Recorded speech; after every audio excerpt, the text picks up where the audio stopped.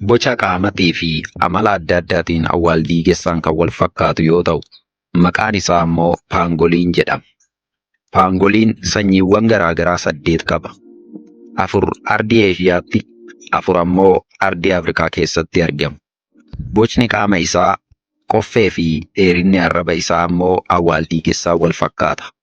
Haa ta'u malee gogaa isaa irra rifeensa akka awwaaldiigessaa osoo hin taane wantoota qola fakkaatan kan iskeel jedhamaniin uwwifamee argama. Wanti qaama isaa uwwise kun qola qaama qurxummii uwwiseen walitti dhiyaata. Sababa gogaa isaa kanaaf Chaayinaa fi biyyoota Afrikaa hedduu keessatti adamsamee dawooma garaa garaatii fi akkasumas faaya garaa garaa irraa tolchuudhaaf oolaa jedhama. Dheerinni qaama paangoolii haala sanyiitiin garaagarummaa qaba. Inni xiqqaan seentimeetira 33 kan dheeratu yoo ta'u, inni guddaan ammoo haga seentimeetira 99 dheera. Ulfaatinni isaatis dheerinuma qaamaa irratti hundaa'ee kan wal caalu yoo ta'u, sanyiin gariin kiiloogiraama 1.6 qofa ulfaata. Guddaan ammoo haga kiiloogiraama 33tti ulfaata. Dhaltuu fi kormaan bineensa kanaa adda fooyuun baay'ee rakkisa. Boca qaamaa fi ulfaatinaan akkasumas dheerinaan walitti waan dhiyaatanii adda baay'ee ni ulfaata. Haa ta'u malee kormaan sanyii Indiyaan paangooliin dachaa hedduun dhaltuu waan caalu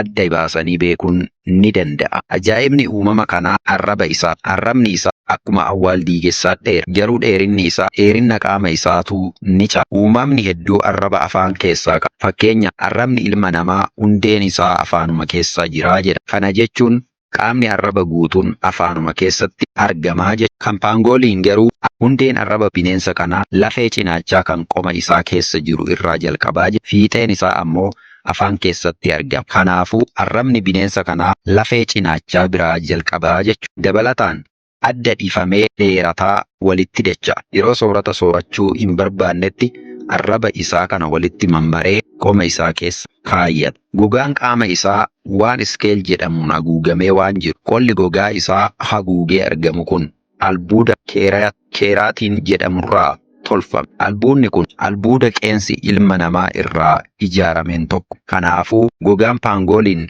qola akka qeessa keenyaa kana fakkaatu garuu kan akkaan jabaa ta'een uwwifamee jira. Kallacha isaa malee qaamni isaa hundi qola kanaan uwwifamee jira. Ganaa isaa kan harkaa fi miilaa yoo taate malee qaamni isaa qola kanaan uwwifamee argamaa jedha. Eegeen isaatis akkaan dheeraa yoo ta'u, ilmoo irratti baadhachuuf akkasumas muka tokkorraa gara muka biraa cehu dabalataanis wayita bakkarraa bakkatti socho'u madaala isaa eeggachuudhaaf itti gargaaramaa jedhu. Harki isaa ammoo miila isaa irraa gaggabaabaadha. Paangooliin boolla qotatee boolla isaa keessa kophaa ofii jiraata. Bineensi kun guyyaa guyyaa rafee oola. Halkan ammoo bahee waan nyaatu barbaaddata. Sooranni isaa ilbiisota qofa yoo ta'u, halkan tokkoonis ilbiisota miliyoonaan lakkaawaman soorata. Paangooliin wayita sooratus mala tokko fayyadama. Boolla ilbiisonni keessa jiraatan eega barbaadee argateen booda arraba isaa dheeraa san boolla keessa kaa'ee ilbiisotarra gangalcha. Wayita kana ilbiisonni kumaatamaan lakkaayaman arraba isaatti maxxananii hafu. Achi booda arraba isaa ol deebisee ilbiisota hunda gara garaa isaatti liqimsaa jedhu. Bineensi kun ilkaan takkaallee hin qabu.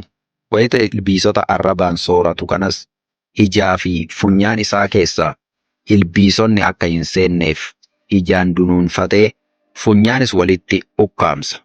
Kana booda eega ilbiisota garaatti dabarseen booda kunis soorata daakinsa irratti gargaarsa isaaf godhaa jedhan. Akkuma allaattii takkii xixiqqoo irraan liqimsa. Paangooliin diina hedduu waan qabuuf leenci, qeerransii fi ilmi namaa uumama kana adamsuu irratti baay'ee itti hammaatu. Leencaa fi qeerransi soorataaf adamsu. Ilmi namaa ammoo qola gogaa isaa irratti argamutti haajama. Qolli gogaa isaa kun dawaa fi faaya garaa garaatiif kan oolu yoo ta'u, paangooliin wayita diinni itti dhufu amala garaa garaa fayyadamuun diina jalaa miliquuf carraaqa. Inni duraa qaama isaa walitti mammaree qaama lallaafaa dhoysuudha. Kanaafuu leencaa fi qeerransi qola san ciniinuu waan hin dandeenyeef dadhabanii dhiisanii biraa sobu. Inni biraa ammoo foolii ulfaataa qaama isaa irraa bahu yookaan dhuufuu isaati. Yoo diinni itti dhufe foolii ajaa'ibaa diina mataa dhukkubsu ofirraa baasa.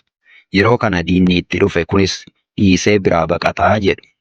Yoo diinni itti dhufe walitti marama. Akkuma uumama biroo paangooliinis fakkaattii ofii dhaluun sanyii ofii bakka buufachaa deema. Yookaan ammoo hoosiftoota keessatti ramadama jechuudha. Rimayni paangooliin ji'a 5 ture. Ji'a 5 booda ilmoo tokko qofatu dhalata. Ilmoon paangooliin akkaan xiqqoo waan taateef guyyoota muraasaaf boolluma keessatti dhokattee jiraata. Haadhoonis guyyaa guyyaan boolla jijjiiraa haga ilmoon of dandeessuufitti kunuunsiti. Paangooliin hayyama uumaa isii ta'ee guddaatiin waggaa 12 hanga waggaa 20tti kan jiraattudha.